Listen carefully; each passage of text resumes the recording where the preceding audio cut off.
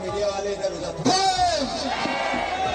ये सारी बहनें एक साथ क्या, एक मिनट, क्या परेशानी है? लाइट बंद करना। अम्मा आपको नहीं बोल रही, क्या तकलीफ है? अब एक साथ बाबा साहब का सम्मान बढ़ाना है, हम सबको उनको याद करना है। बोलो एक बार अच्छा। मंच वाले सारे क्यों नहीं बोल रहे? ये गलत बात है। एक बार फिर से जय भीम। आदरणीय या उपस्थित बहने, आज इस पंचशील नगर के परिवार के बीच में पूरा कांग्रेस परिवार आया है और अपने परिवार के बीच में आया है। पंचशील परिवार भी हमारा और कांग्रेस परिवार भी आपका। सही है कि गलत? कोई भी देश का भी न्याय होता है। अपन कहते हैं ना कि प्रकृति अपने आप संतुलन बनाती है, कहते हैं नहीं कहते हैं? जब प्रलय आ जाता है, तेज वर्षा हो जाती है, गर्मी बहुत हो जाती है, महामारी आ जाती है, तो घर परिवार के लोग क्या समझाते हैं? प्रकृति का भी एक न्याय होता है, मतलब प्रकृति का भी एक कानून होता है। हमारे भारतवर्ष का भी एक संविधान है। जब देश आजाद हो रहा था तो हमारे पुरखों ने जान लगा दी, अपने आप को समर्पित कर दिया। करोड़ों करोड़ों लोगों ने अपने आप को फांसी के फंदे को चूम लिया। पता नहीं था देश कब आजाद होगा, पर देश की जब आजादी की लड़ाई लड़ी गई तो लगातार लोग अपने आप को समर्पित करते गए। एक दिन देश आजाद हुआ, देश के आजादी के मतवालों ने एक सपना देखा कि ऐसा देश बनेगा जिसमें सब एक जैसे रहेंगे, सबको खाना मिलेगा, सबको इलाज मिलेगा, सबको नौकरी मिलेगी, सब अमीर गरीब का भेद कम हो जाएगा, सब परिवार के लोग मिलजुल कर रहेंगे, न किसी जात की बात होगी, न किसी धर्म की बात होगी, सिर्फ इंसानियत की बात होगी। संविधान में इसका कानून है। बाबा साहब अम्बेडकर ने ऐसा सपना देखा जिसमें समानता की बात थी, राजनीतिक समानता की, आर्थिक समानता की, सामाजिक समानता की, जिसमें समाज में भेद नहीं होगा, जो छुआछूत थी वो समानता होगी, सब मिलजुल के रहेंगे, रोजगार का सबको अधिकार रहेगा, कोई बड़ा घर नहीं रहेगा, कोई छोटा घर नहीं रहेगा। तो देश कैसा बना 78 साल बाद? सवाल ये है। अभी नरेंद्र मोदी जी भाषण देते हैं, देश के प्रधानमंत्री, देश का प्रधानमंत्री सर का ताज होता है।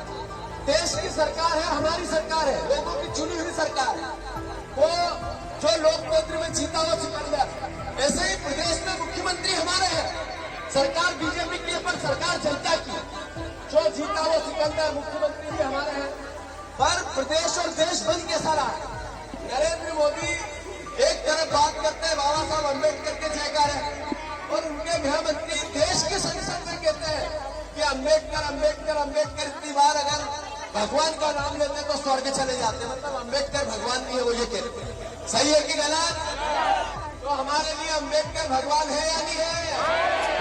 जोर से बोल के बताओ, अम्बेडकर साहब, बाबा साहब अम्बेडकर भगवान है या नहीं है?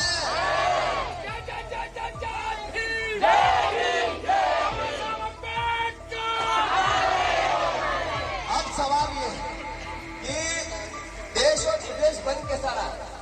अभी वहां से अमित शाह जी ने संदेश दिया कि अम्बेडकर अम्बेडकर इतनी बार भगवान का नाम लेते तो ईश्वर को प्राप्त होता है, स्वर्ग को प्राप्त होता है। वैसा ही अनुसरण उनके नीचे कार्यकर्ताओं ने चालू कर दिया।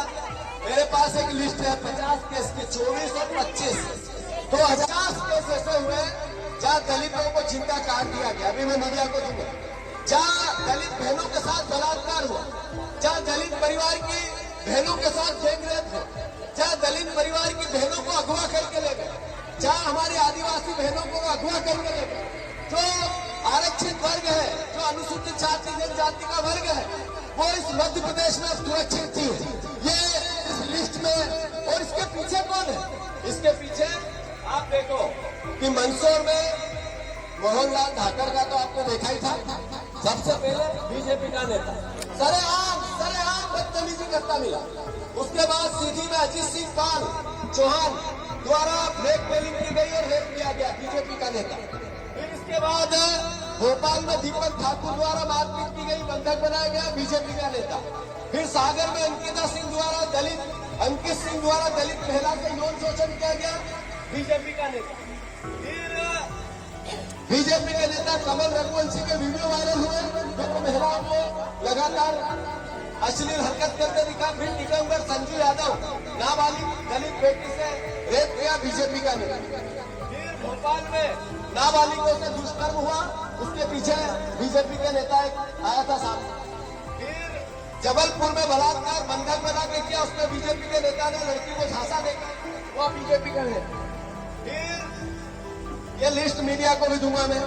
फिर छतरपुर में पंकज प्रजापति की हत्या कर दी, दलित था, ये बीजेपी का नेता नहीं। उज्जैन में मनोज झा द्वारा रेप किया गया, धमकी दी गई, ये बीजेपी का नेता।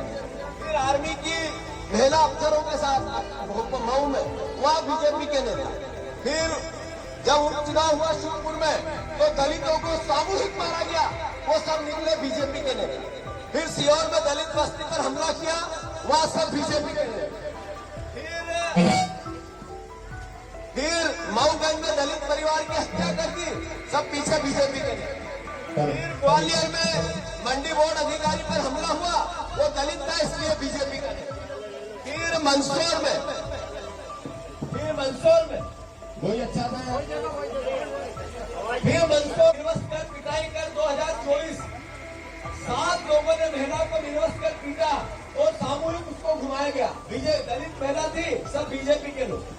फिर भोपाल में 1 करोड़ की लूट हुई। फिर अंकुर जायसवाल पर हमला, फिर अवैध रेत खनन में उनका, सब बीजेपी के नेता। और जंगल राज होता कि अलीराजपुर में नाबालिग बच्ची का अपहरण, आदिवासी थी, पीछे निकले विवरण भरे बाजार से नाबालिग का अपहरण हो गया। फिर नेमावर में आदिवासी परिवार की हत्या। लगातार ये लिस्ट है जिसमें दलित परिवारों का शोषण हो रहा है। आखिर अमित शाह जी ने वहां से निर्देश दिया और बीजेपी के लोग यहाँ काम पे लग गए। मैं आदरणीय मोहन यादव जी ये लिस्ट जारी कर रहा हूँ, इस पर आपको उत्तर देना पड़ेगा कि आखिर आप हमारे मुख्यमंत्री, आप प्रदेश के मुख्यमंत्री, आपको प्रदेश को एक साथ व्यवस्थित रखना, सबका सम्मान रखना, कानून की बात रखना आपका दायित्व है। सरकार और पूरा प्रशासन इन लोगों का संरक्षण में लग जाता है, इनको बचाने में लग जाता है। आखिर आप मुख्यमंत्री हो तो इनको सजा क्यों नहीं मिलती? इनका क्या स्टेटस है? इसने 2023, 24 और 25 में जिन लोगों ने इस तरह की हत्याएं की, उनकी पूरी विवरण में आपको दूंगा, पर चिट्ठी लिख के दूं, सार्वजनिक दूं। मुख्यमंत्री जी लगाम कसो। आखिर दलित परिवार का होना जुड़ा हो गया। क्या कारण है कि बाबा साहब अम्बेडकर, जिन्होंने संविधान का निर्माण किया, जिन्होंने संविधान को लागू किया, जो आज संविधान की रक्षा करने का संकल्प एक एक नागरिक, भारतवर्ष का एक एक देशभक्त नागरिक लेता है, उनकी प्रतिमा हाईकोर्ट में नहीं लगेगी? मैंने आपको चिट्ठी लिखी मोहन यादव जी, आपने उसमें संज्ञान में क्यों नहीं लिया? आपने पहल क्यों नहीं की कि बाबा साहब अम्बेडकर की प्रतिमा ग्वालियर खंडपीठ में लगनी चाहिए? मेरे सुप्रीम कोर्ट कांग्रेस पार्टी ने सुप्रीम कोर्ट में भी इस तरह की चिट्ठी लिखी कि बाबा साहब अम्बेडकर की प्रतिमा का निर्माण में स्थापना होनी चाहिए। कांग्रेस पार्टी ने 2 दिन लगातार संविधान सत्याग्रह का आयोजन किया। हर दलित बस्ती में, हर ब्लॉक में 2 दिन तक परिवार के साथ बैठकर संविधान की रक्षा का संकल्प लेंगे। आप सब संविधान की रक्षा होनी चाहिए कि नहीं होनी चाहिए?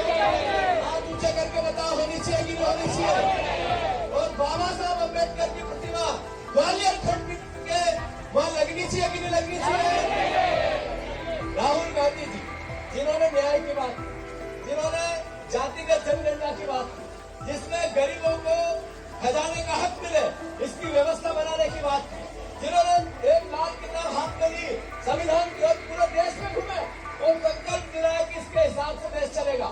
बाबा साहब अम्बेडकर की वो पुस्तक जो एक ग्रंथ है, देश का ग्रंथ है, उसकी रक्षा करने का संकल्प हम सब आज के नागरिकों को, आज के कांग्रेसियों को, आज के परिवारजनों को, सबको एक साथ लेना चाहिए। इसी भाव के लिए हम सब आपके बीच में आए हैं। मैं फिर से दोहरा रहा हूँ, मोहन यादव जी पहल करो आप इस कांग्रेस बीजेपी में बाबा साहब अम्बेडकर को मत बांटो। हमें पता है कि आप बाबा साहब अम्बेडकर के विरोधी हो, हमें पता है कि आप दलित परिवार, आरक्षित परिवार के विरोधी हो, हमें पता है कि आप अनुसूचित जाति के लोगों से नफरत करते हो, पर हम आपसे आग्रह करते हैं, आप प्रदेश के मुख्यमंत्री। प्रदेश का मुख्यमंत्री किसी व्यक्ति, किसी पार्टी, किसी जाति का नहीं होता। प्रदेश का मुख्यमंत्री एक एक नागरिक की रक्षा और सुरक्षा और विकास का होता है। तो मैं साहब अम्बेडकर से आप नफरत मत करें, उनकी प्रतिमा वहां लगे, इसकी सरकार पहल करे, इसके हम आग्रह करते हैं, प्रार्थना करते हैं आप सबसे। मैं फिर से हम सब एक साथ खड़े होकर बाबा साहब अम्बेडकर की प्रतिमा का स्थापना ग्वालियर खंड में होना चाहिए, इसका संकल्प लेंगे, खड़े हो जाओ सब। अगर आप ये वीडियो YouTube पर देख रहे हैं तो हमारे चैनल को सब्सक्राइब करें और बेल आइकन को दबाना ना भूलें। अगर आप Facebook पर ये वीडियो देख रहे हैं तो हमारे पेज को लाइक करें।